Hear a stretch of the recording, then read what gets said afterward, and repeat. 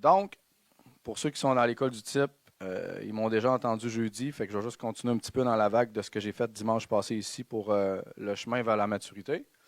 Puis, ça sera peut-être pas identique comme dans l'école, là, on s'entend, mais au moins, j'ai les mêmes notes, fait que je vais essayer de tourner un peu autour.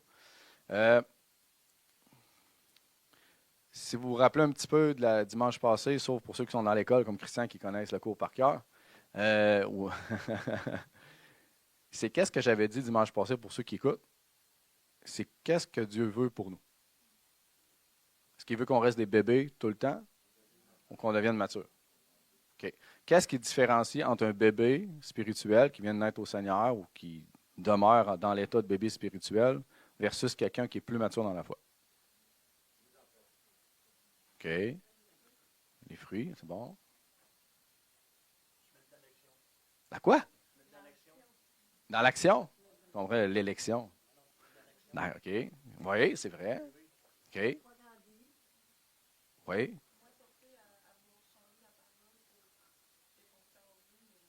OK. Donc, Dieu dit, on agit. OK, c'est bon. Dieu dit, il est écrit, on met notre foi à 100%. Oui. Tu n'avais pas vu ton frère avait levé la main dans les airs. Il avait la jambe et les deux bras. Non, c'est vrai. Oui, mon frère.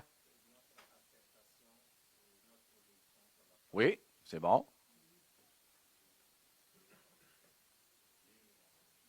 Ouais, lire, en fait, c'est le lait de la parole. C'est pour tout le long de notre vie. Il appelle ça le lait pur de la parole comme pour un bébé.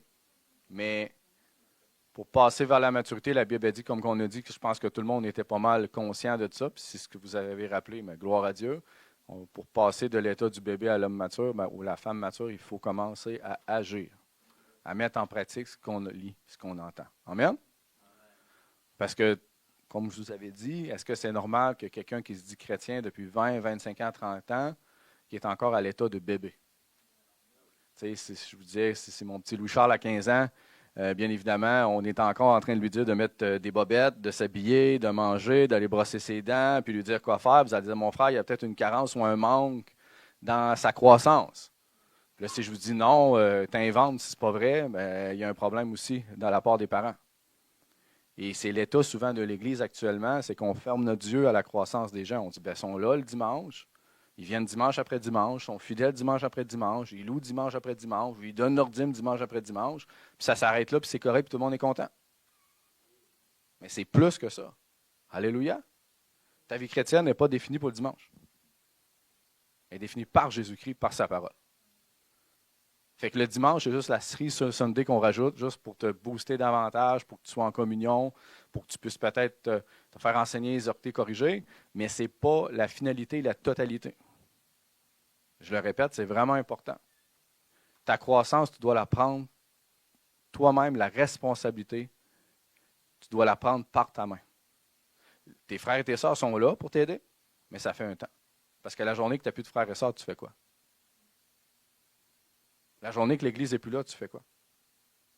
Fait que c'est là que tu vas voir si ta foi est déposée sur Jésus ou elle est déposée sur les autres. Les bébés, souvent spirituels, on dépend des autres. On dépend du pasteur, on dépend de l'Église, on dépend des exhortations, on dépend de hey, mon frère, tu dois aller faire. Mon frère, n'oublie pas, tu dois lire ta Bible. Mon frère, n'oublie pas, peut-être que ci puis ça. On est tout le temps en train de dire quoi faire. Moi, je fais tout le temps ça avec mon petit Louis-Charles parce que mon petit Louis-Charles, il est immature. Il n'est pas encore responsable. Fait que là, il arrive le matin, il se promène encore une fois tout nu un matin. C'est mon petit Lou, j'ai dit là, il faut mettre des boxeurs. Non! S'en va, puis ça ne dérange pas, il est encore immature. Fait que là, il faut que je le pogne, pas le fond de culotte parce qu'il n'y en a pas. Je l'amène, là, il met ses boxeurs, on met ses culottes, puis là, il a réussi à mettre son gilet par lui-même, mais le gilet, il est tout le temps à l'envers. Pourquoi? Parce qu'il est jeune, il est immature. Est-ce que vous me comprenez? Il a besoin de l'aide de papa puis maman pour pouvoir l'habiller, le nourrir, lui dire quoi faire.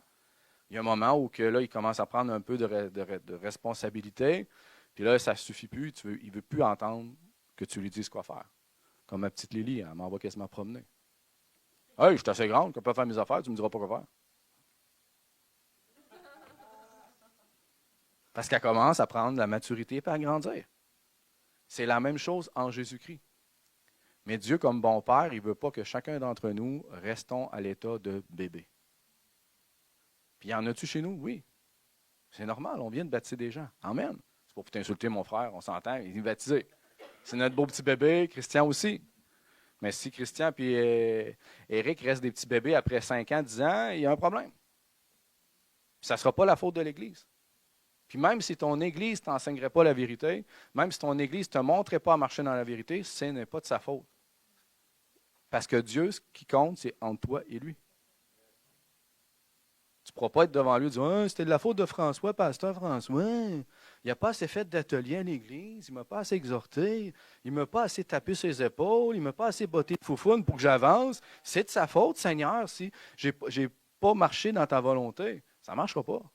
Il va dire c'est entre moi et toi. Alléluia. Fait que c'est important, vous devez le comprendre. Puis, oui, on peut se comparer dans un sens où on peut regarder les gens qui nous inspirent. Les gens, ils sont en feu, puis ils m'inspirent, puis je veux le connaître, je veux apprendre à le connaître, je veux m'inspirer de lui parce que je trouve qu'il y a des belles choses dans sa vie chrétienne. C'est correct, c'est bon. Mais encore là, la journée que cette personne-là tombe, tu vas-tu tomber avec?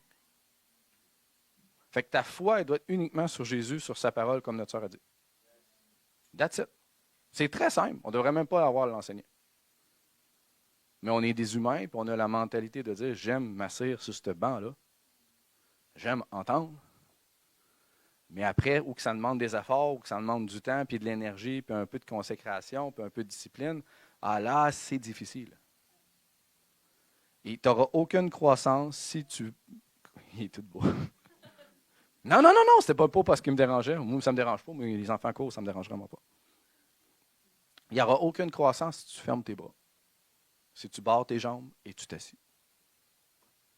Donc, est-ce que chaque personne ici veut rester à l'état de bébé? Je suis sûr que non.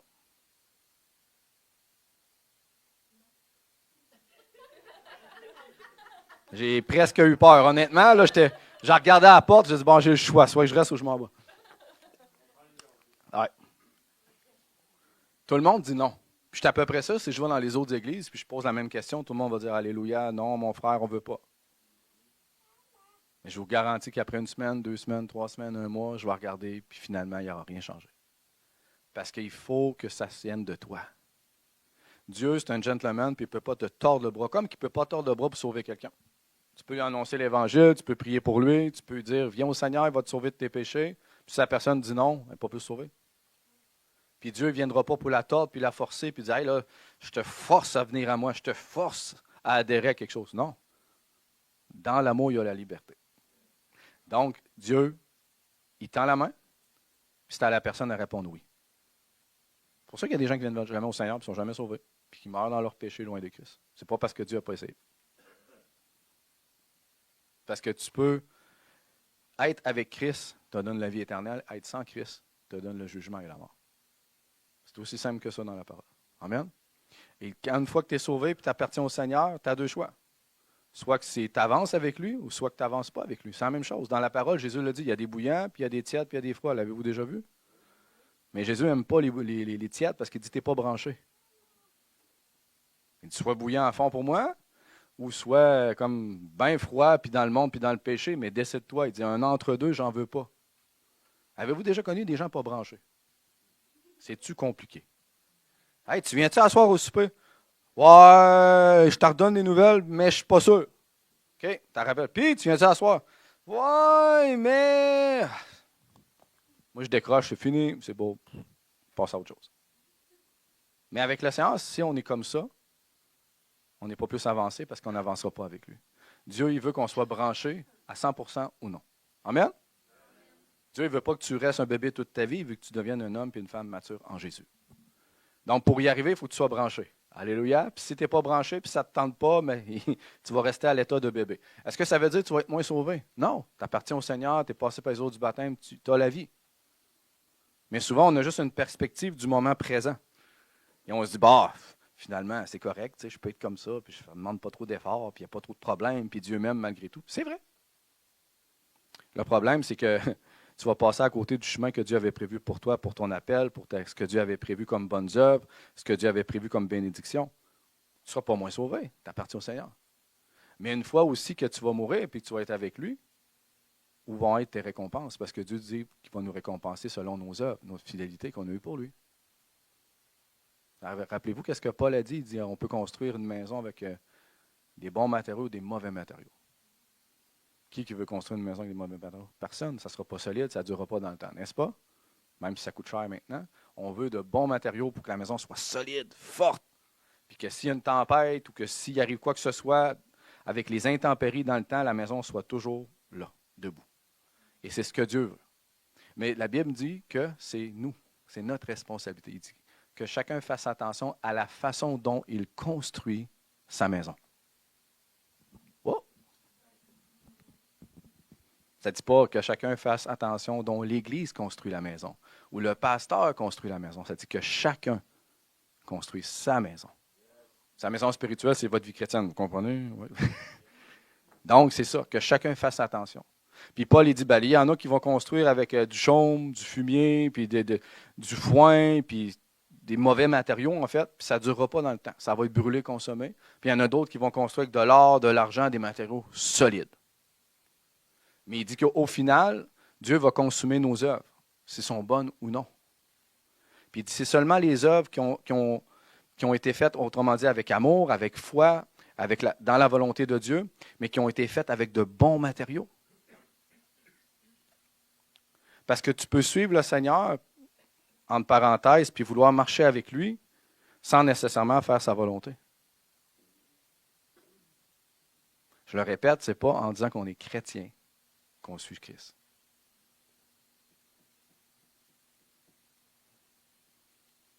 Ce qui détermine si on suit Christ ou non, c'est si on marche comme lui. C'est ce qui va t'assurer tes récompenses. C'est ce qui va t'assurer, autrement dit, de rentrer dans les chemins de bénédiction que Dieu a prévus pour toi. Ce qui va t'assurer d'avoir des récompenses. Ce qui va t'assurer que tu vas grandir, que tu vas marcher à son exemple. Il faut comprendre que, la Bible dit qu'on est des ambassadeurs du royaume de Dieu. Donc, ça veut dire que si on est des ambassadeurs du royaume de Dieu, c'est qu'on doit le représenter. Et si on le représente, c'est qu'on doit connaître c'est quoi les valeurs du royaume. Et si on connaît les valeurs du royaume, on devrait vivre dans cette valeur-là, n'est-ce pas? Donc, quand les gens nous rencontrent, les gens nous entendent, nous voient agir, ben on devrait toujours avoir ces valeurs-là parmi nous. On ne devrait pas avoir les valeurs du monde parce que ce n'est pas le royaume de Dieu. Le monde parle d'une façon, agit d'une façon, fait des choses d'une façon, mais le royaume de Dieu est complètement différent. Donc, si on est des ambassadeurs, ben, notre vie devrait en témoigner. Je représente le royaume de Dieu comme je représente le Canada. Quelqu'un qui est ambassadeur du Canada va représenter les intérêts du Canada aux États-Unis. Est-ce que vous me suivez?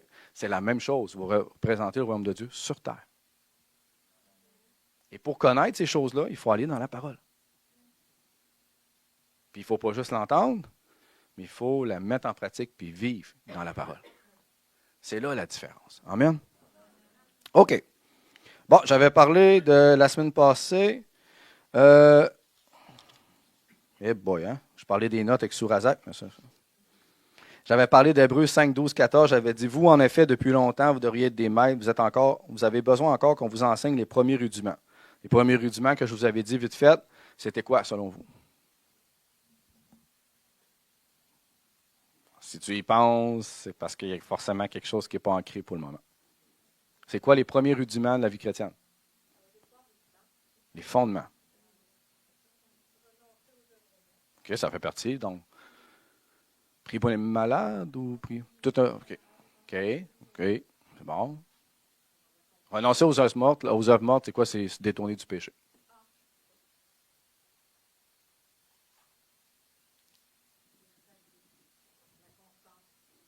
Oui, ça fait. Pas de constance, tu ne peux pas réussir. Ça, c'est clair. C'est quoi les premiers fondements que l'apôtre Paul, que les disciples, que les enseignaient? Oui, le baptême d'eau, oui, c'est bon. Oui. Ça, c'est pas ça, les premiers fondements. Ça en fait partie, elle le dit.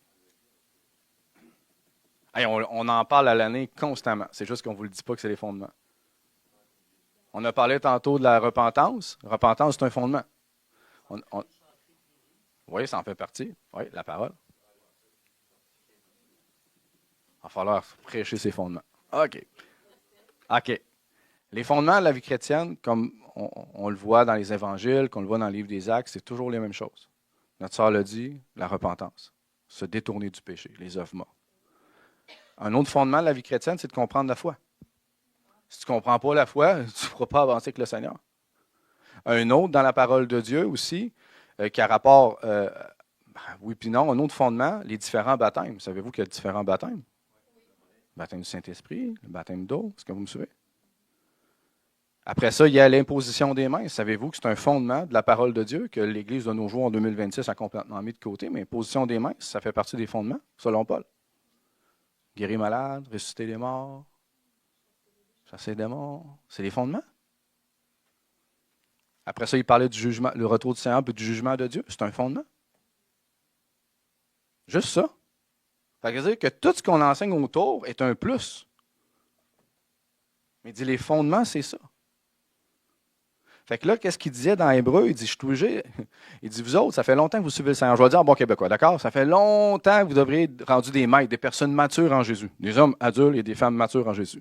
Mais il dit encore une fois, je suis obligé de revenir pour vous reparler encore des mêmes fondements.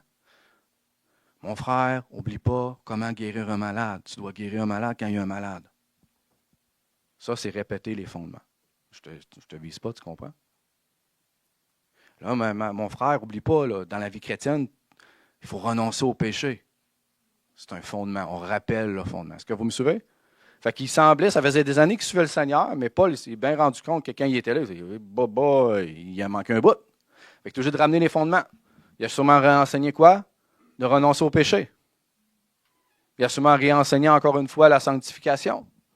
Il a sûrement réenseigné la foi. Hey, la foi, la confiance en Dieu. C'est quoi la foi? C'est quoi le contraire de la foi? Le doute, l'incrédulité. La foi, si tu es dans la foi, il n'y a pas de doute, pas d'incrédulité, tu as un résultat. Il a sûrement juste ramené cette compréhension-là que les gens ne comprenaient pas. Il a sûrement ramené l'imposition des mains. Hey, vous avez plein de malades dans votre église, pourquoi vous ne priez pas pour eux? Il a sûrement ramené les bases du quoi? D'imposition des mains. De toute façon, quand tu pries malade, tu chasses un démon, tu ressuscites un mort, il faut que tu comprennes la foi, parce que si tu ne comprends pas la foi, il n'y aura pas de résultat. Fait qu'il a sûrement ramené toutes les bases. Les bases de quoi? Mais que Jésus revient. Que Jésus va juger le monde. Il a tout ramené ces fondements-là, puis il dit, voyons, après tant d'années, vous devriez être rendu des maîtres, vous devriez connaître ça sur le bout de vos lèvres, vous devriez le vivre. On n'aurait pas besoin de répéter ces choses-là. Est-ce que vous me suivez? Ce n'est pas normal qu'après 5-10 ans, on doit te répéter tout le temps ces choses-là. Ça devrait être ancré. Et si ce n'est pas ancré, c'est parce que c'est juste là. Quelque chose qui est ancré d'un métier, tu sais, comme mon frère, je le vois au travail souvent, il n'a pas besoin de répéter 50 fois quoi faire. Il sait que tel job, c'est comme ça qu'on l'a fait, de telle façon, de telle façon. Il connaît tout par cœur. Mais il ne connaît pas juste dans ses théories. Il connaît en pratique. Pourquoi?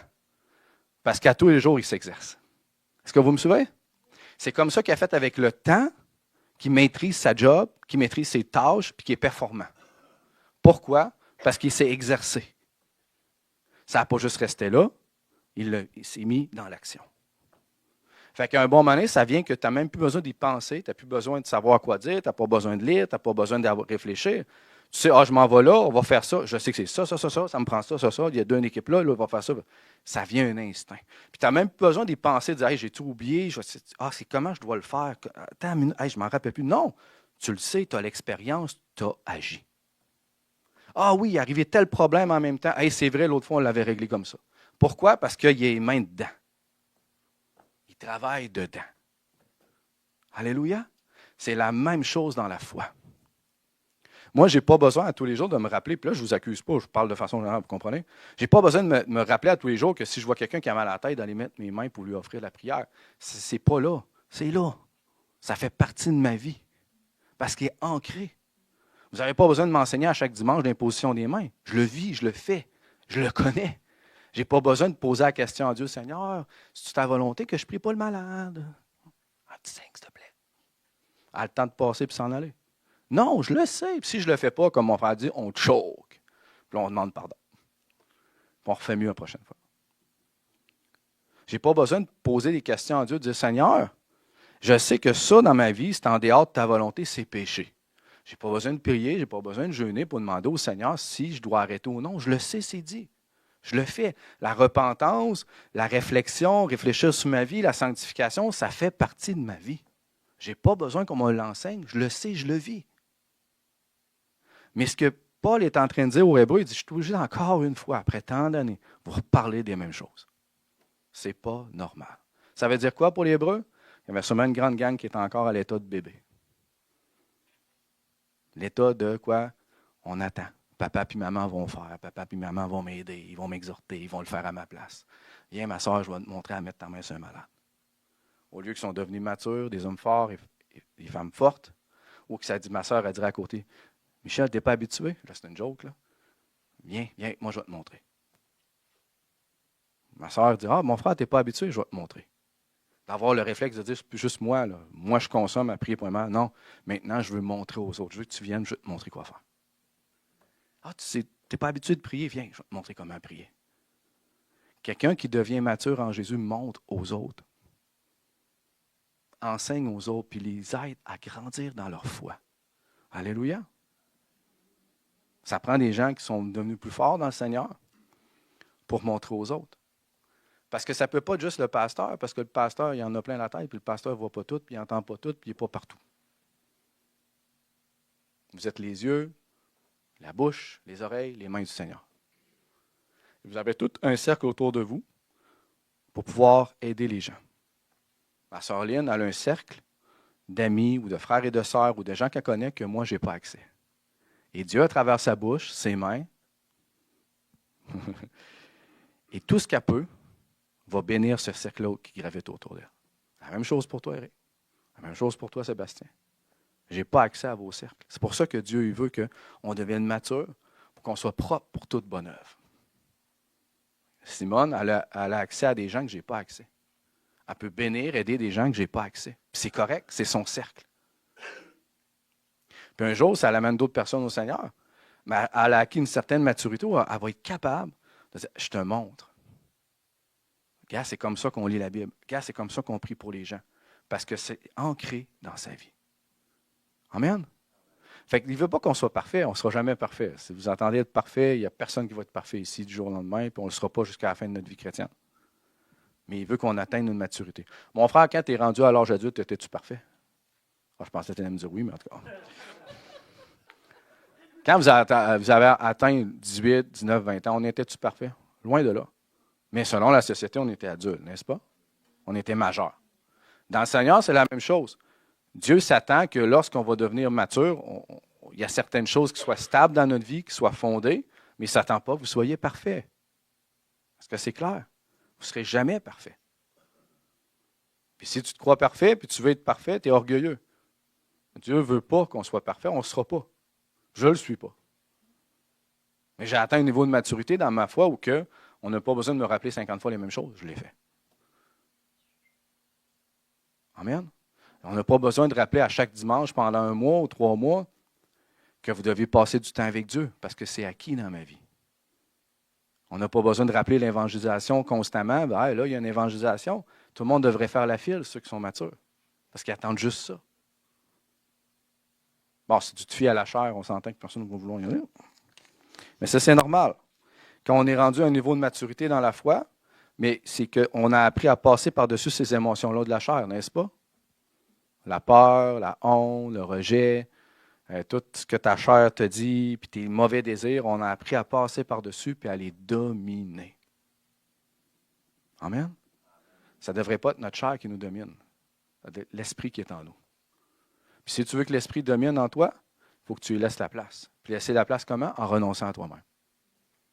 Dire, Seigneur, je ne ferai pas cette gaffe-là dans ce péché-là. C'est beau, c'est non. Savez-vous qu'à ce moment-là que tu prends une décision, tu vas être capable de ne pas tomber? Alléluia. OK? J'avais parlé du thermomètre et du thermostat. Est-ce que vous en rappelez? Un thermomètre réagit à la température, yes. Un thermostat change la température. Un chrétien mature est comme le thermomètre. Si l'ambiance est bonne, il va bien. Si quelqu'un le blesse, il chute. Si le culte est fort, il est en feu. Puis si le culte est poche, il est poche.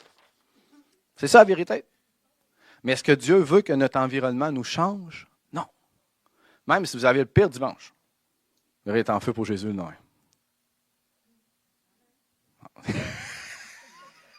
Amen. Même si ma soeur me blesserait, j'ai appris à pardonner et je ne devrais pas être déstabilisé puis je devrais être capable de continuer ma course tout le restant de la semaine. Amen. Puis c'est le culte des poches. Puis il est poche, puis il est poche, puis il est poche. Puis le pasteur était poche. Puis c'était mauvais la louange. Tu es en feu pareil. Puis si c'était bon, tu es juste encore en feu. Parce que tu as appris toute la semaine à te nourrir de Christ et à vivre pour Christ, ce qui te remplit. Alléluia. Notre sœur n'est pas en retard, ça, là. OK, fait que ça, on ne veut pas être un thermomètre. Amen. ça fait un temps. Quand on est nouveau, c'est comme ça, j'étais comme ça. Je vais arriver un dimanche à l'église et que c'était fade, puis sec, puis poche. Puis là, tout le restant, ça me prenait 3 jours à me remonter parce que j'étais tout défait. C'est pas normal. Mais après, avec le temps, avoir commencé à me nourrir en Christ, puis marcher avec Christ, puis qu'il devienne uniquement ma source de joie, d'amour et de paix, mais là, quand j'allais là, que ça soit bon ou non, ça ne m'impactait pas. Alléluia. Parce que ma joie, c'était Jésus. Alors, je le souhaite pour vous. Que quand vous arrivez le dimanche, vous ne soyez pas démolis de la semaine. Que vous arrivez. Pas une fois, tout le temps.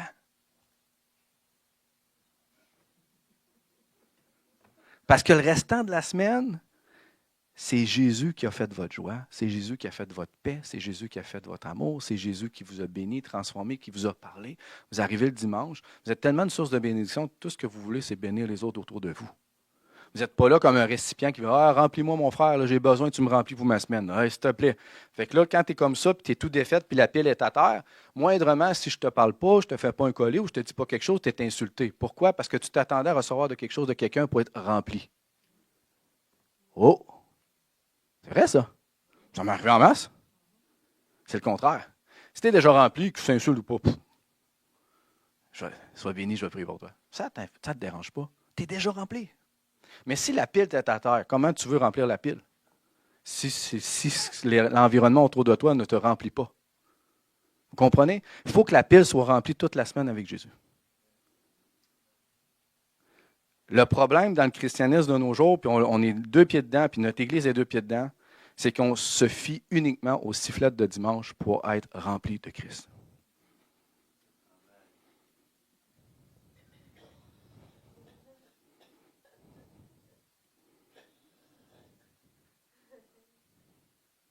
C'est pas un démon qui manifeste, là. OK.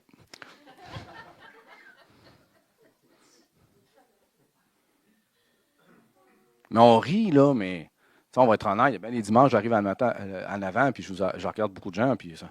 Je me dis, Siro, qu'est-ce qui s'est passé toute la semaine pour qu'il soit comme ça? Puis bien souvent, quand tu parles avec les gens, c'est pas grand-chose, là. C'est vrai? Il faut faire un step plus loin que ça. Il faut faire un step vers la maturité en tant qu'Église. Bon, les petits nouveaux qui viennent d'être baptisés, c'est correct, on va être patient. Eric, il avait la goutte dans le front. Ça fait mal. Tu es quasiment en train de se lever et s'en aller. Tu vois, ça ne donne rien. Ah non, on est patient pour les petits niveaux, c'est normal. Mais sûr que ça fait 3, 4, 5 ans, 10 ans, bon, il faut comme stepper up un peu. Là. Il faut commencer à devenir mature. Il faut prendre sa vie chrétienne par la main. Tu sais, je vais te donner un exemple. Quand ça fait 5 ans que tu tombes tout le temps dans les mêmes affaires, c'est parce qu'il y a un problème. Là. Il y a quelque chose que tu n'as pas compris. N'est-ce pas? Dieu peut te parler, mais en général, c'est ta responsabilité.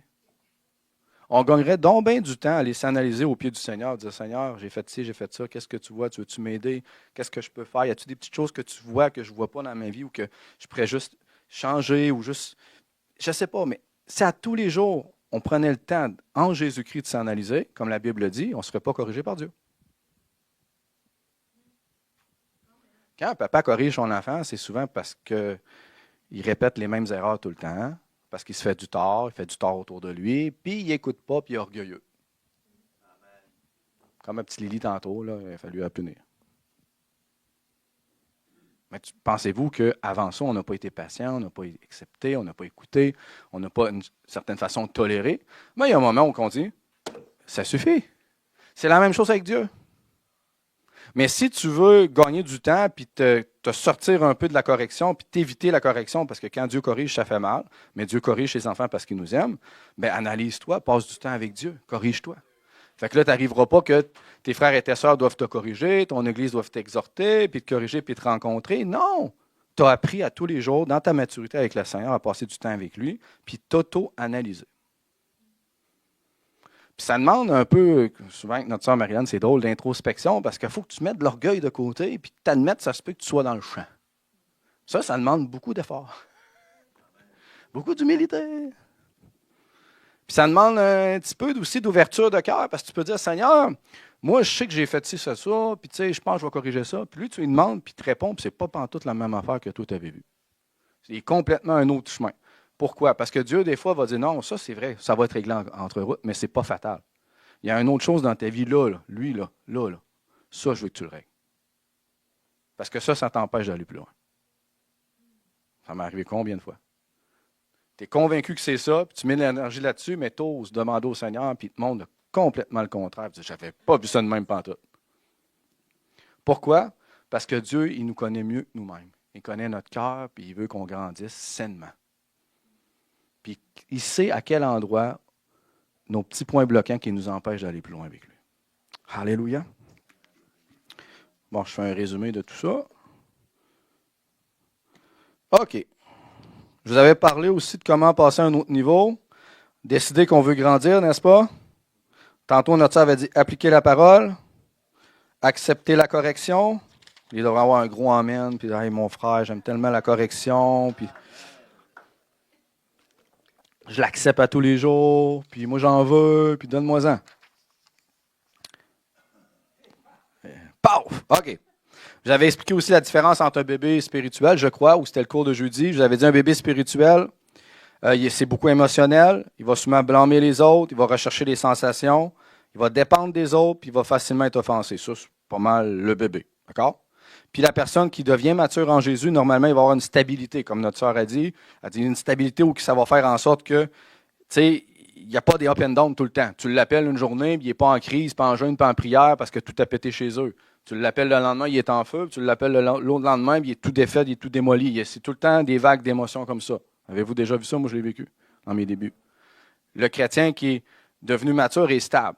Tout pète, le gazon brûle, la maison a explosé, il a perdu sa job, les 2 autos sont démolies, il y a un accident, il est arrivé toutes sortes de choses assez fous, puis tu le regardes, puis il est encore avec le gros sourire, puis il est bien stable, puis bien en paix.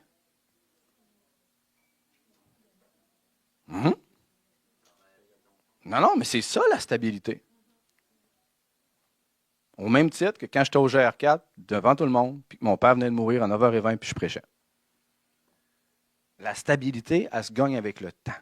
Elle se gagne dans l'effort, elle se gagne dans la constance, dans la persévérance, mais elle se gagne quand tu prends ta vie chrétienne par la main et que tu décides d'agir. Je ne suis pas en train de parler de gagner son ciel. Je suis en train de parler de grandir. Amen? Parce que les petits bébés, ça parle, ça chine.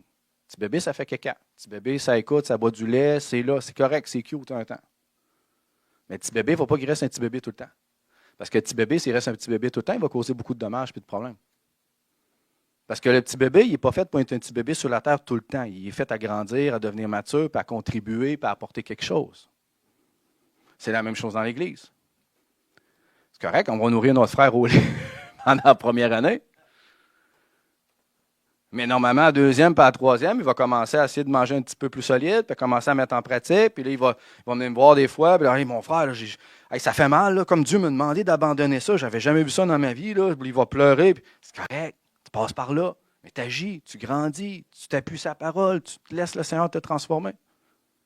Puis il va commencer par lui-même à faire les choses. Ah, hey, mon frère, j'ai prié pour tel malade. J'ai annoncé Jésus. Là, ça se peut que j'ai un baptême. Avant même que l'Église parle de jeûne, il va dire, je vais déjà commencer à jeûner. La maturité fait en sorte que tu deviens autonome, responsable de ta vie chrétienne. Tu ne dépends plus qu'un programme d'église. Pas normal de faire des jeûnes tout le temps collectifs à chaque mois puis de booster tout le monde à faire un jeûne quand c'est pas ça, c'est juste un plus. Tu ne devrais pas être déstabilisé parce que normalement, il devrait avoir le jeûne qui est établi dans ta vie une fois de temps en temps. Alléluia. Quelqu'un qui est plus mature dans la foi, ça fait partie de sa vie. Quelqu'un qui est plus mature ne devrait pas se déstabiliser si on dit hey, aujourd'hui, on prie pendant 1 heure en langue.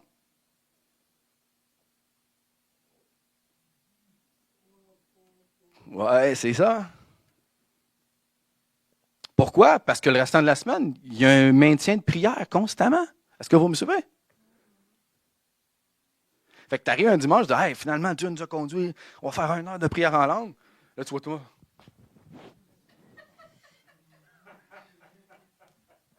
Là, tout le monde regarde une porte ou le café. Ah, souvent. Mais si ça fait déjà partie de notre vie, Aline, mon frère, on a 2 heures. Go pas un 3. Go pas un 4. Je veux prier, j'ai soif. Quand on arrive un dimanche puis qu'on dit, ah, finalement, on ne fait pas dimanche, on s'en va évangéliser. Oh, sirop. Ça, je me suis fait dire écrire en privé souvent. Il devrait me dire, mon frère, devrait le prévoir, nous l'écrire, nous le dire pour qu'on se prépare. On devrait être déjà préparé à évangéliser. Si ça fait partie de ta vie, puis tu arrives un dimanche, puis qu'on décide de dire, hey, on met le pupitre de côté, on met les chaises de côté, puis en gang, en Jésus-Christ, on prie, puis on s'en va juste aider les gens. Tout le monde dirait, alléluia, amen, Seigneur. Parce que quoi? Tu ne devrais pas être désarmé, démuni, détruit, parce que ça fait partie de ta vie.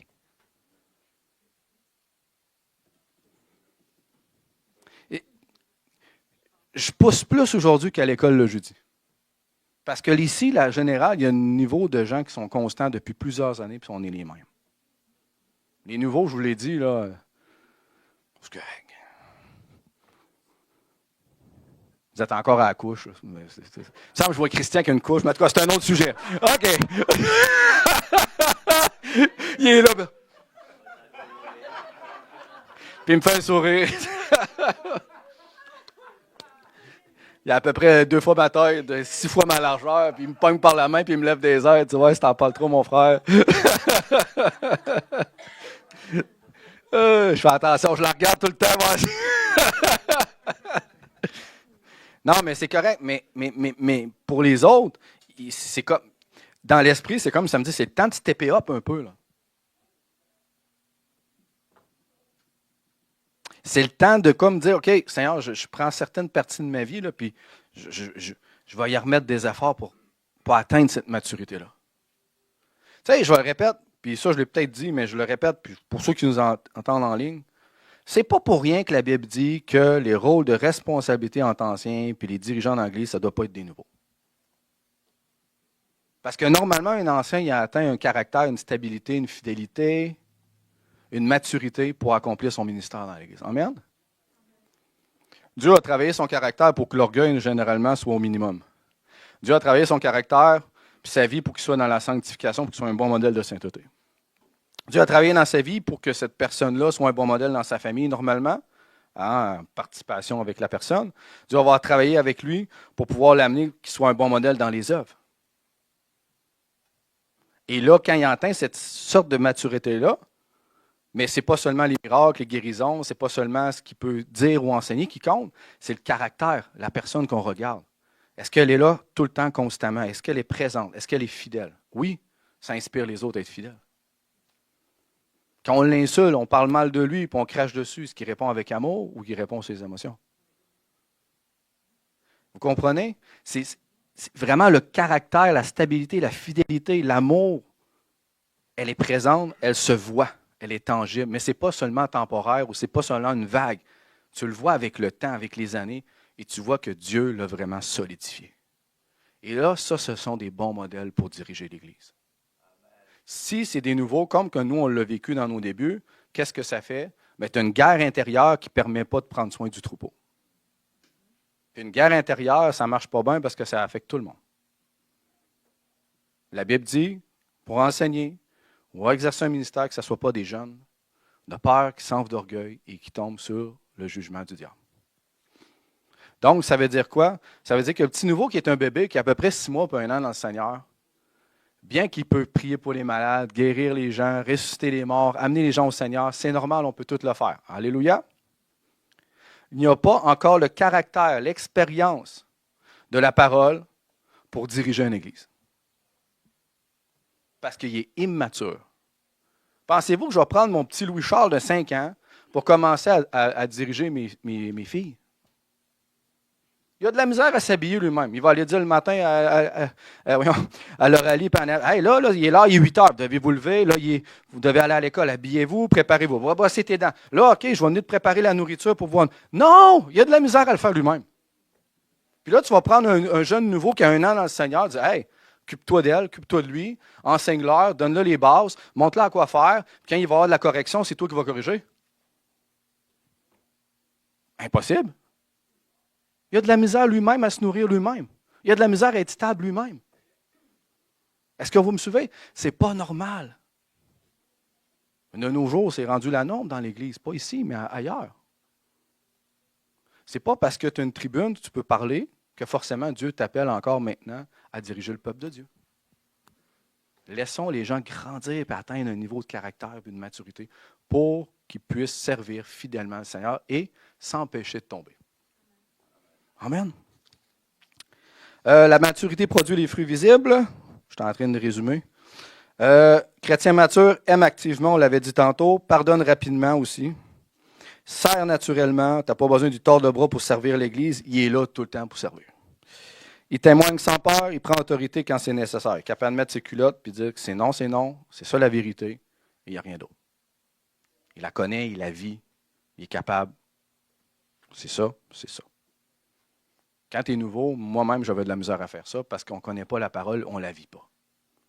Fait que c'est dur d'avoir une conviction puis d'agir, de dire non, non, ça, c'est pas comme ça, la Bible dit c'est ça. À peine si tu la maîtrises. Est-ce que vous me suivez? Tu es nouveau, c'est normal, tu es au lait.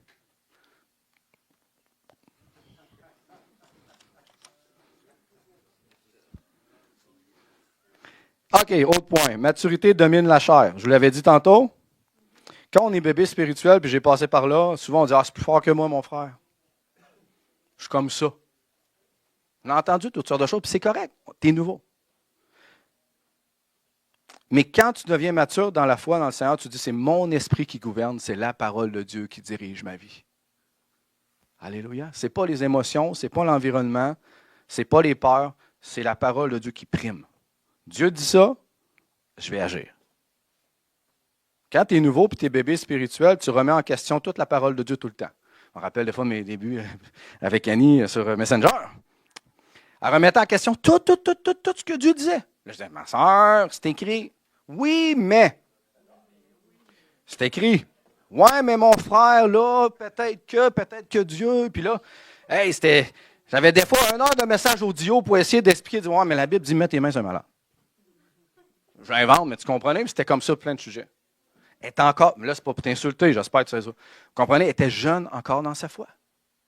Mais quand tu atteins un niveau de maturité et tu deviens fort en Jésus, tu ne te poses plus de questions. Dieu le dit, c'est fait, je le fais. Dieu te dit d'arrêter si tel péché. Je ne te pose pas de questions, de dire ah, Seigneur, tu peux-tu me diriger, me faire un signe dans le ciel, ou un frère, ou une pancarte qui va flasher, qui va me dire d'arrêter tel péché. La Bible le dit, arrête, renonce. Tu ne te poses plus de questions. Pourquoi? Pas parce que Dieu t'a abandonné et il ne veut pas te parler. C'est parce qu'il dit que tu es rendu responsable et mature. Je vous le dis, normalement, plus que tu vas grandir dans ta vie chrétienne, tu vas atteindre un niveau de maturité, tu vas voir Dieu moins de moins te parler fréquemment et moins te corriger fréquemment, normalement, parce que tu atteins une autonomie. C'est vrai? Moi, quand j'étais nouveau, là, des 5 premières années, je n'ai jamais été corrigé de même de toute ma vie par le Seigneur. C'était non-stop, non-stop, non-stop. Bon, j'étais peut-être orgueilleux, peut-être courais, puis je disais oui, oui, oui, puis je faisais autre chose, mais bref, c'était un autre sujet. Mais tout ça pour dire que Dieu me corrigeait. Mais c'était constamment. Je m'analysais, je prenais la parole, mais c'était constamment qu'il me corrigeait. Bon, peut-être c'était pour l'appel, peut-être c'était pour ce que Dieu allait me demander, gloire à Dieu. Mais c'est juste pour dire que les 5 premières années, ils ont été souffrantes, mes amis, vous n'avez même pas idée, à un niveau que je ne vais même pas en parler. Mais après, quand j'ai décidé de comme dire, OK, c'est beau, je renonce, c'est beau, je lâche prise, puis j'obéis, puis je fais ce que tu me dis, puis je le mets en pratique, puis j'ai commencé à mettre de la constance, de la persévérance, bien, j'ai vu qu'à un bon moment donné, il a comme commencé à moins me corriger. Puis voir que finalement, ce qu'il m'avait dit, mais je le mettais en pratique par moi-même, je n'avais pas besoin d'y réfléchir puis de poser des questions, ça venait tout seul, un automatisme. Et là, je voyais que Dieu me corrigeait de moins en moins. Quand j'ai atteint un niveau de maturité dans ma vie chrétienne où il y avait une stabilité, une fidélité, un caractère peut-être qui lui plaît plus, oui, honnêtement, Dieu me corrigeait pas beaucoup. Pourquoi? Parce que le gros nettoyage qui devait être fait au début, puis le gros nettoyage du caractère de mes pensées, de mes actions, ont été faits dans les premières années parce que je me suis laissé aller avec l'océan. J'avais des résistants, j'avais de l'orgueil, mais quand il me parlait, je corrigeais tout de suite pareil. Et je me suis mis dans l'affaire. J'ai mis mon cœur, j'ai mis mes actions, je me suis discipliné. Est-ce que vous me suivez? C'est pas juste de dire, ben, Seigneur, vas-y, fais, puis je vais attendre que tu fasses les choses pour moi. J'avais compris que si je marchais main dans la main avec lui, puis que je m'affairais à faire les choses, c'est là que je réussissais. Donc, c'est le même pour tout le monde. On n'est peut-être pas à la même place, on n'a peut-être pas la même maturité, on n'a peut-être pas le même cœur, on va dire le même caractère, on n'a peut-être pas les mêmes buts, les mêmes objectifs, les mêmes couleurs, puis c'est normal. Christian, c'est Christian, Éric, c'est Éric. François, c'est François. Mais dans tout ça, il y a un point commun, c'est qu'on est tous frères et sœurs en Jésus, puis on est tous appelés à être des disciples. La base reste la base pour tout le monde. Mais le chemin que Dieu peut faire pour l'amener à accomplir cette base-là, ben, elle peut être un petit peu propre à Dieu pour Éric parce qu'il sait comment lui parler. La même chose pour Simone. Moi, des fois, les gens de l'Église me parlent, ah, Dieu me parle comme ça tout le temps, par des songes, le dimanche. Tu dors le dimanche? Ça, c'est un autre sujet. OK. Mais c'est juste pour dire que Dieu me parle beaucoup par les songes. Des fois, Dieu me parle souvent juste par la parole. C'est comme si le verset sortait de la Bible. Des fois, Dieu, mais il y a des signes. C'est correct, c'est les signes puisque tu crois que venir de Dieu est en accord avec la parole. Gloire à Dieu. Mais des fois, Dieu peut te parler de certaines façons qui étaient propres pour t'amener à faire sa volonté. Mais il faut que tu sois ouvert, que tu veuilles participer avec lui pour atteindre cette maturité-là. Alléluia. Donc, un petit exemple pour dominer la chair. Est-ce qu'un... OK, je l'avais dit à l'école du type, je vais le faire pareil. Avez-vous déjà vu dans des émissions, écouté des documentaires canadiens qui parlent de cheval sauvages, là, qui sont laissés dans la liberté? Ouais. Qu'est-ce qui les distingue? Oh, c'est bon ça? Tu ne laisses pas faire. Tu ne peux pas les monter. Ils n'obéissent pas. Ils sont têtus. Puis tu ne peux même pas les approcher. Là. Tu viens voir et il part. Puis il fait à sa tête. Ils ont l'air têtus, n'est-ce pas? En tout cas, c'est ce qui est défini, parce que quand tu regardes les vidéos, c'est pas mal ça. Mais un cheval qui est dressé, qu'est-ce qu'il représente? D'une certaine façon, ouais. Qu'est-ce qu'il fait? Il va répondre aux directions qu'on lui donne. Ma fille fait du cheval, vous comprenez? Puis ceux qui sont dressés, quand elle embarque dessus, je ne sais pas comment qu'elle fait, si c'est comme ça ou qu'elle lui dit, mais je sais que je l'ai déjà entendu faire le même, poc, le même stop. Poc, 2 fois, on y va. Ça en va avec elle. Aussitôt qu'elle parle ou qu'elle fait un geste précis, il obéit. Parce qu'il a été dressé, n'est-ce pas? C'est la même chose avec Dieu. Tu sais, au début, quand on est bébé spirituel, on a un peu le petit cheval sauvage. Tu me diras pas quoi faire, mon père. Dieu, tu penses que je vais faire ça? C'est pas comme ça que je vois ça. Est-ce qu'on se reconnaît? Moi, j'étais comme ça. Puis tranquillement, pas vite, qu'on participe avec Dieu, puis on ouvre notre cœur, puis on décide de prendre en main un peu notre maturité, puis qu'on gagne en maturité en Jésus-Christ. Qu'est-ce qui se passe?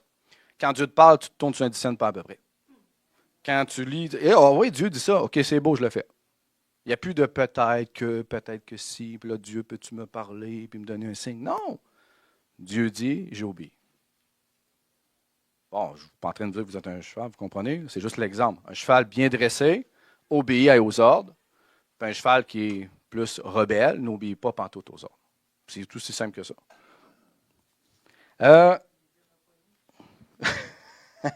Ouais. Une autre chose aussi dans la maturité qui est importante, puis j'essaie de terminer presque tout. Ouais, c'est bon.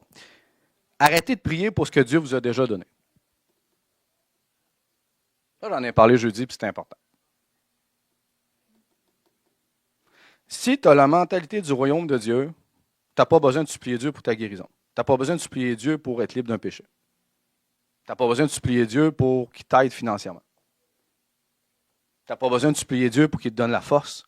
Tu n'as pas besoin de supplier Dieu pour qu'il te parle, pour qu'il te dise d'aller aider un pauvre, ou de contribuer, ou d'aider. Tu n'as rien besoin de tout ça.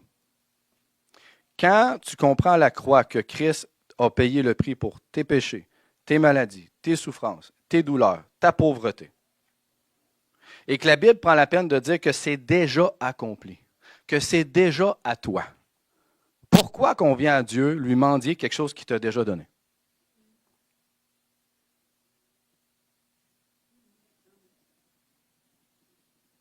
Si je donne une pomme à mon frère Christian, je lui donne, il ne m'a pas demandé rien. Je dis, Christian, je te donne une pomme, tu as l'air d'avoir faim.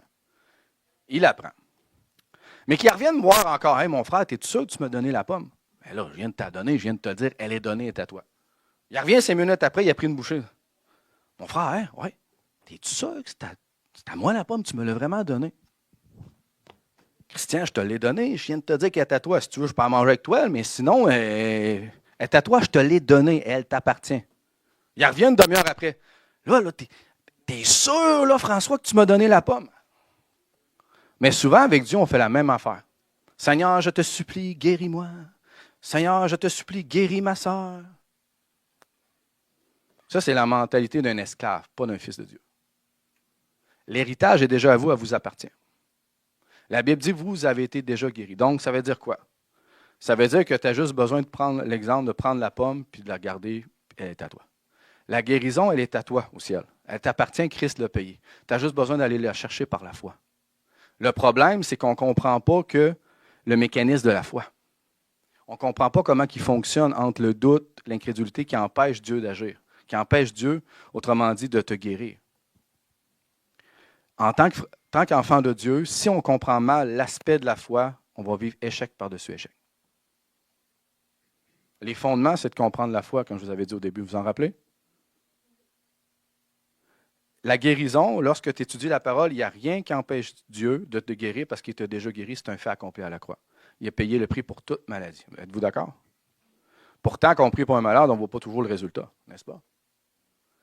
Et là, quand on ne voit pas le résultat, qu'est-ce qu'on fait? On a la conscience de dire, oh, mais peut-être que Dieu ne veut pas dans sa souveraineté, elle a peut-être un péché, elle a peut-être décidé de faire ça ou qu'elle ne veut pas être guérie. On sort toutes sortes d'excuses pour excuser le fait qu'il n'y a pas eu de résultat. Mais quand on étudie la Bible, la seule raison valable, s'il n'y a pas de résultat, la Bible dit que c'est ton doute, c'est ton incrédulité. C'est que dans ton cœur, tu n'étais pas convaincu qu'elle allait être guérie. Donc, la foi n'a pas pu se manifester pour la guérir. C'est juste ça. Il y a juste ça, bibliquement parlant, qui est écrit. Il n'y a rien d'autre. Je sais que ça challenge, il y en a qui ne sont pas d'accord, mais je vous mets le défi de lire le Nouveau Testament, vous n'allez rien trouver d'autre. Ou d'enseigner à quelqu'un que Jésus ne guérit pas maintenant, comme les églises le font. Hein? Jésus, il ne guérit plus, c'est passé, c'est mort que les apôtres, 2026 ans. Sinon, dans la Bible, la seule place qui dit qu'on ne peut pas être guéri, c'est quand on doute.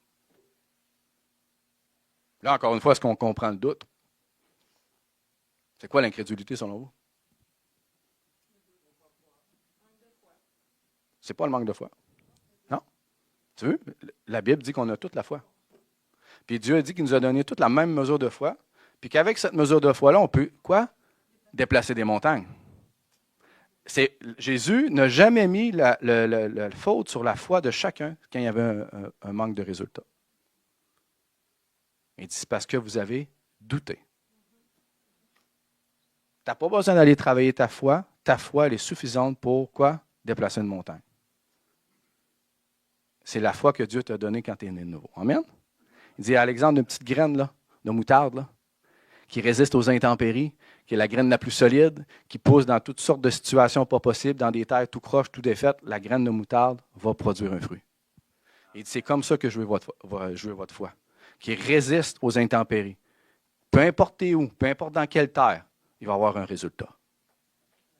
C'est ça que Jésus a dit. Puis il dit, s'il n'y a pas de résultat, c'est pas parce que tu manques de foi, puis c'est pas parce que tu as besoin de travailler ta foi, c'est Jésus qui l'enseigne. Il dit, c'est parce que tu as douté dans ton cœur. Le problème, c'est qu'on n'est pas capable, puis moi le premier, ça m'est arrivé, d'accepter qu'on peut douter. Parce qu'elle remet en question notre foi. Fait qu'on aime mieux souvent se trouver des raisons, c'est peut-être Dieu, c'est peut-être que ma soeur ou mon frère a péché, il ne veut pas être libre. Non. Prenons une responsabilité de dire, Seigneur, dans mon cœur, je n'ai pas été ferme dans ma foi. J'ai douté. Étudiez le sujet, il n'y a aucune autre raison biblique. Il n'y a pas un péché dans la vie de vos frères et sœurs qui peut empêcher Dieu de le guérir. Amen. Si après 5 ans ou 10 ans, tu es en train de réfléchir puis de poser la question et de dire, hey, j'avais pas vu ça de même, c'est le temps de passer step up et de commencer à étudier la parole puis de comprendre la foi. Moi, quand je n'ai pas de résultat puis je prie pour quelqu'un, je ne suis pas en train de mettre la faute sur ma soeur Joanne, puis je ne suis pas en train de dire que c'est de la faute de Dieu. Je prends ma responsabilité. Je dis, Seigneur, je te demande pardon parce que j'ai douté. Puis je vais continuer à m'exercer pour avoir des résultats. Alléluia. La preuve, je vous amène avec moi. Puis je te fais prier pour ton premier malade qui a mal à un genou. Je te garantis que si tu as un échec, le deuxième genou puis le troisième, il n'y aura pas de résultat. Pourquoi? Parce que tu as basé ta foi sur ce que tu viens de voir. Si je fais l'inverse, après 3-4 échecs, je te prends avec moi, puis on prie pour quelqu'un, pour notre sœur Simone, puis tu mets tes mains dessus avec moi, puis qu'elle sent une chaleur, puis qu'elle est guérie, puis visiblement tu la vois mieux marcher, je te garantis que le 4e fois que tu vas mettre ta main sur un genou, il va être guéri. Pourquoi? Parce que tu as basé ta foi sur ce que tu as vu. Mais des gens vont s'arrêter en disant, OK, finalement, ça n'a pas marché après 3 fois. Dieu ne veut pas la guérir. C'est pas ça. Il faut stepper up, frères et sœurs, puis aller dire, OK, Seigneur, je veux grandir en maturité, puis je veux comprendre ce sujet-là. Je veux comprendre la foi, parce que je veux qu'il y ait des résultats. Amen. Dieu, est-ce qu'il vous veut pauvre? J'ai jamais vu ça nulle part dans le Nouveau Testament. Est-ce que Dieu veut les gens captifs, enchaînés par le péché? Non. La Bible dit qu'on a déjà été libérés. Comment tu veux marcher dans cette liberté-là? Je suis l'exemple parfait. J'ai arrêté de me battre avec le péché. J'ai arrêté de vouloir me désenchaîner moi-même d'un péché qui était récurrent dans mes débuts de vie chrétienne. Et Dieu m'a juste montré, il dit, crois que tu es libre. Et quand j'ai juste cru dans mon cœur fermement sans douter que j'étais libre, j'ai senti une présence de Dieu descendre sur moi et j'ai entendu, c'est terminé. Puis j'ai plus jamais eu de défi. J'ai juste cru. Pourquoi? Parce que c'est déjà accompli. Essaye pas de lutter avec le péché, tu ne seras pas capable. Humainement parlant, c'est impossible. Tu peux dominer, apprendre à dominer ta chair, mais si tu es enchaîné d'un péché récurrent qui te fait tomber la cigarette, la pornographie, toutes sortes de choses, tu viens que c'est plus fort que toi, malgré toi, tu le fais. Tu sais que c'est mal. Ça prend une intervention divine, ça prend la grâce de Dieu pour couper ces chaînes-là. Amen. Puis c'est Christ qui l'a vaincu à la croix. Tu vas te rendre compte que tu ne peux rien faire par toi-même pour te libérer. Il suffit juste de croire. Amen. Bon, ce n'était pas tous les mêmes sujets, mais c'est pas grave. Arrêtez de prier pour ce que Dieu a donné. Je termine. Donc, Dieu vous a déjà donné. Est-ce que vous comprenez que vous avez le frigidaire plein de bénédictions au ciel? C'est déjà à vous. Guérison, liberté du péché, provision financière, provision de force et de restauration, de paix, de joie. Tout a déjà été donné. Tout est acquis à la croix pour chacun d'entre nous. Et ce frigidaire-là, ce n'est pas un frigidaire qui est chez Simone ou chez François, où tu n'as pas la permission et qui ne t'appartient pas. Vous avez votre propre frigidaire au ciel. Et tu n'as même pas besoin de demander la permission à Dieu parce que c'est ton héritage, c'est à toi. Tu le prends par la foi. Tu le saisis par la foi. Moi, quand j'ai eu un problème à mon œil dernièrement, ou que je portais des verres de contact, puis je dormais avec, puis je ne mettais pas de lunettes, puis bref, j'ai fait ça pendant quasiment 20 ans. Puis quand je suis allé voir l'optométriste, elle n'était pas contente après moi. Elle dit, comment ça, tu portais des verres de contact de même, puis tu ne prenais pas soin de tes yeux. Puis là, elle dit, tes yeux ont des lésions. Puis il faisait des tests, puis je ne voyais pas plus bien. Fait qu'après que je voyais bien qu'il y avait un problème qui se passait avec mon œil, elle a comme dit, hey, il y a quelque chose qui ne marche pas, là. Ta vision n'est pas plus belle, puis pourtant on teste avec les machines. Puis en tout cas. Fait qu'ils ont regardé mon œil, puis ils ont vu que j'avais plein de lésions à cause du verre de contact. Elle m'a dit, là, pense pas que ça va revenir, c'est terminé. Ça ne reviendra pas, ton œil ne sera pas guéri, attends-toi pas à ça, c'est fini. Moi, je connais un Dieu qui guérit. Je dis, c'est bon. Fait qu'à tous les jours, qu'est-ce que j'ai fait? J'ai-tu mendié Dieu pour qu'il me guérisse? Non, je n'ai même pas posé la question. À tous les jours, je me levais le matin. Merci Seigneur. Alléluia. Œil, tu es guéri au nom de Jésus. Merci parce que Seigneur, ma vision a été rétablie parce qu'à la croix, tu as payé le prix. Et à tous les jours, je déclarais que mon œil était guéri dans le nom de Jésus. Je savais que c'était à moi, je le prenais, puis je le prenais par la foi, puis je le déclarais par la foi et je le saisissais par la foi. J'ai mis de la constance et persévérance. Puis un matin, je me suis réveillé, puis ma vision était parfaite. Là, j'étais là. Parce que là, moi, quand je voyais les lumières, là, je voyais un gros cerceau gigantesque autour. Là, c'est ça qui a fait en sorte que j'ai compris que ça allait bien. J'arrivais un soir, puis je regardais mon œil, puis j'avais plus de cerceau. Puis là, je voyais pas bien, je voyais comme les lettres en double, bizarre, flou, puis c'était spécial, même avec des verres de contact, des lunettes. Puis là, je regardais, je disais, hein, je suis capable d'en lire. Hein, je vois les lettres correctes. Alléluia! Yes! Mais je n'ai pas supplié Dieu comme un bébé. Je n'ai pas tordu le bras, Seigneur, s'il te plaît, guéris-moi. J'ai compris que c'est à moi. Quand il y a des défis par rapport au péché, ça peut revenir, ou il peut y avoir des luttes. Je ne supplie pas Dieu à terre. J'ai essayé pendant des mois, des années, ça ne marche pas. J'ai juste compris que j'étais libre. Fait que je prends ma position de fils de Dieu, et Seigneur, merci parce que tu m'as libéré, je suis libre du péché.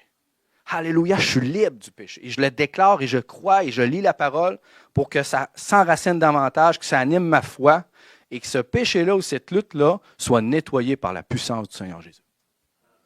Mais tu n'as pas besoin d'aller le supplier, c'est à toi. Jésus a dit que vous êtes des fils et des filles, il n'y a plus de secret. On cache aux esclaves. On cache aux gens de la maison qui s'occupent de la maison. Mais des fils et des filles, Jésus a dit, il n'y a rien de caché, tout est à vous. Alléluia. Il faut changer notre mentalité d'esclave. Est-ce qu'un soldat entraîné demande aux autres une autre arme? Quand un soldat va à la guerre, moi je suis à côté de mon frère Éric, il est à côté de moi. Il a son arme, j'ai mon arme. Est-ce que je vais lui demander d'utiliser son arme? Pose la question. Pourquoi? Tu n'as pas besoin de demander à Dieu de faire, d'agir ou de te donner ou quoi que ce soit. Tu l'as déjà, ton âme. Elle est à toi, il faut que tu apprennes à t'en servir. Est-ce que vous me suivez? Tu n'as pas besoin de demander la guérison. Tu l'as, ton âme. Elle est accomplie. Tu n'as pas besoin de demander la prospérité. Tu l'as, elle est accomplie, elle est à toi. Tu apprends à l'utiliser, à te saisir de ce que Dieu t'a donné et de voir par toi-même les résultats. Quand ton frère Rosaire ou ton frère ou ma soeur, excuse-moi mon frère, je ne veux pas t'insulter, ma soeur Nathalie, auront besoin parce que toi, tu as vécu le résultat, parce que toi, tu l'as vu que c'est vrai, tu vas être capable de lui montrer et lui tendre la main. C'est ça le but de l'Église. Amen. Est-ce qu'un pommier mature se débat pour être un pommier? Est-ce qu'il est là et il pense, il dit, il est là, bon, là, il faut que je produise des pommes. Hein? Elle vient de sortir. Non. Y a-t-il besoin de penser à produire des pommes, un pommier? C'est un pommier. Le pommier, c'est un pommier. Puis parce que c'est un pommier, tôt ou tard dans sa saison, il va produire des pommes.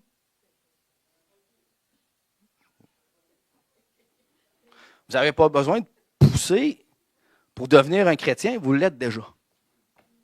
Il suffit juste de commencer à mettre en pratique, puis en votre saison, les fruits vont commencer à apparaître. Alléluia. Donc, si le premier ne produit pas de pommes, qu'est-ce qu'on va faire avec un premier qui ne produit pas de pommes? On va le couper et on va le jeter au feu. Jésus, qu'est-ce qu'il a dit pour un chrétien qui ne produit pas de fruits? On te coupe et on te jette au feu. Donc, Dieu s'attend qu'on porte du fruit. Alléluia. Et comment porter du fruit? C'est avec sa participation à lui. Tu dis, Seigneur, je prends ma vie chrétienne en main et je commence à agir un pas à la fois. Éric n'a pas les mêmes capacités que moi. Marie-Hélène n'a pas les mêmes capacités que moi, puis c'est correct. Mon frère non plus, ma soeur non plus. Dieu vous connaît. Mais là, avec Dieu, vous dites, Seigneur, je prends ma vie chrétienne en main et je commence un pas à la fois. Bon, il y a un démon qui n'a pas aimé ça.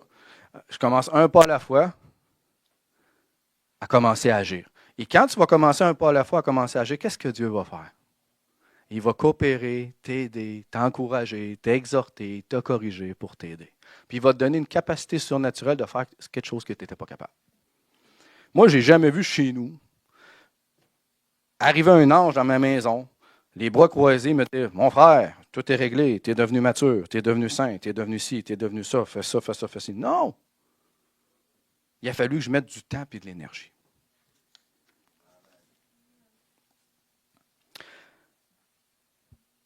La maturité se mesure par l'impact. Donc, je vous ai parlé de la chair, ouais, ça je vous l'ai dit. Arrêtez ce que Dieu a prié pour ce que vous avez déjà, c'est bon. Il manquait une affaire que je voulais vous dire qui était super important. Quand vous dites, mon frère, tu nous étires ben trop. Oh, là, là, les feuilles. Je parlais de Surazac tantôt, Marie-Hélène. Je disais, Surazac, je lâche les notes. Je suis aussi pire. Non, c'est pas vrai. Ce qui est important, je veux que vous appreniez ceci puis vous partez avec ça ce soir. Ce soir. Ça, je suis habitué l'après-midi. Là. Un chrétien qui devient mature veut se répliquer ou se multiplier dans la vie des autres. Ça veut dire un quoi? Souvent, tu vas amener quelqu'un au baptême et cette personne que tu vas amener au baptême, tu vas vouloir l'aider. Amen? Tu vas vouloir te répliquer en elle. Ça veut dire quoi? Dans un sens de, je vais te montrer à prier, je vais te montrer à jeûner, je vais te montrer à t'écouter, t'exhorter, je vais passer du temps avec toi. Un chrétien qui est mature ne cherche plus juste à recevoir pour lui, dire, Seigneur, donne-moi le dimanche, nourris-moi le dimanche, mon frère, bénis-moi, ma soeur, bénis-moi. Tu sais, quelqu'un qu'on est nouveau, là, on veut tout recevoir pour nous. Quand tu atteins un niveau de maturité, tu ne veux plus recevoir pour toi, là, c'est t'es tanné, t'es écœuré, c'est comme, tu as envie de donner à tout le monde. Fait que quand tu atteins un niveau de maturité, tu es prêt, mais tu as envie de pouvoir semer dans la vie de telle personne. C'est important en groupe qu'il y ait un travail collectif pour qu'on puisse s'aider les uns les autres dans notre croissance. C'est important que s'il y a un nouveau dans la foi, ce n'est pas juste Rabbi qui doit s'occuper du nouveau.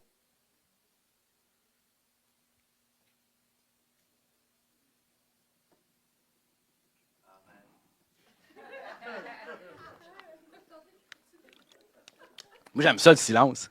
Ça pousse les gens à dire. Il y a mon frère qui a dit Amen. OK. Ma dernière image. Une mer qui reçoit sans donner devient stagnante. Avez-vous déjà, une rivière, je pourrais plus dire un lac. Avez-vous déjà vu des lacs où il n'y a pas de déversement de rivière, où il n'y a pas d'eau vraiment qui vienne, on va dire, remplir le lac, je ne sais pas comment l'expliquer, là.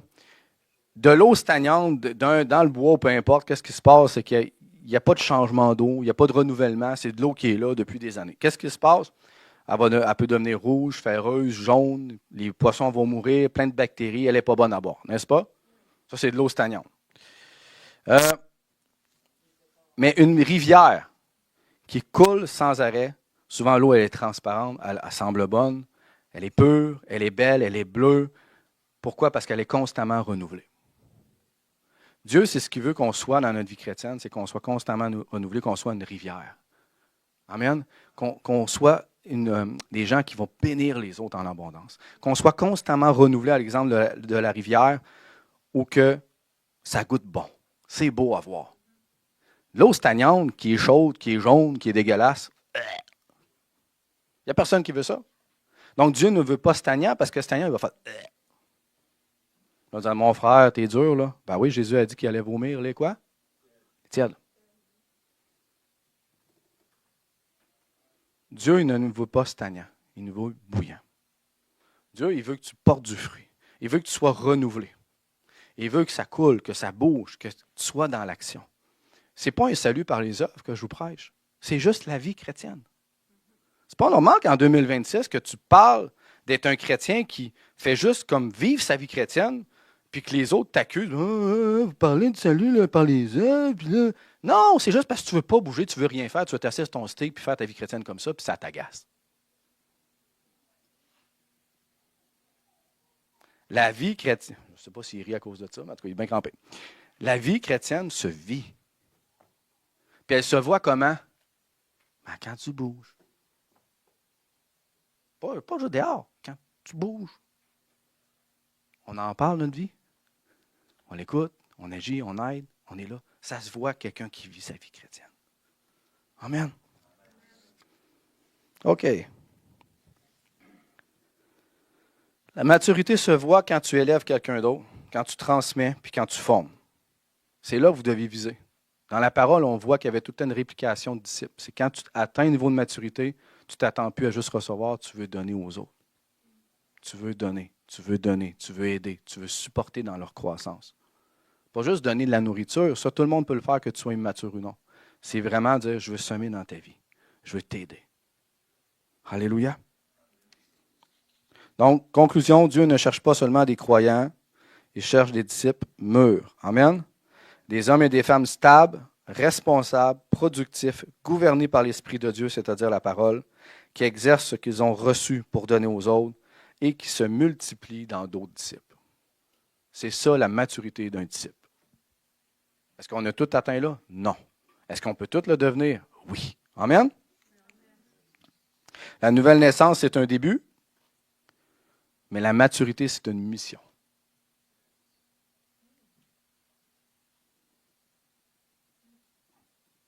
Merci, ma soeur, j'aime ton c'est comme Vous savez, il y a beaucoup de gens qui sont sauvés. Tout le monde veut être sauvé. Mais peu traversent le pont pour devenir un disciple. Puis la question que je te pose aujourd'hui, puis même pour moi-même, parce que quand je vous dis, je me le mets à moi-même. Est-ce que tu es en chemin pour devenir un disciple ou que tu as les bras croisés?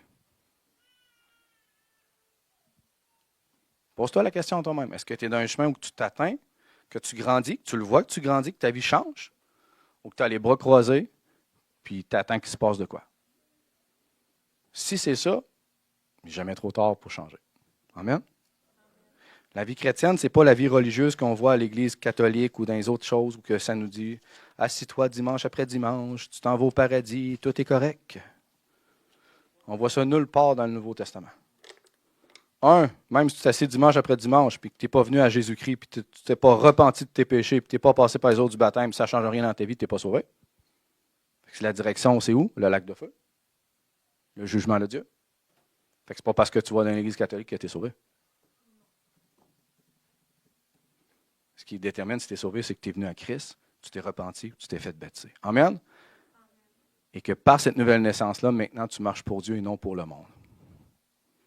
C'est ça la différence. Alléluia.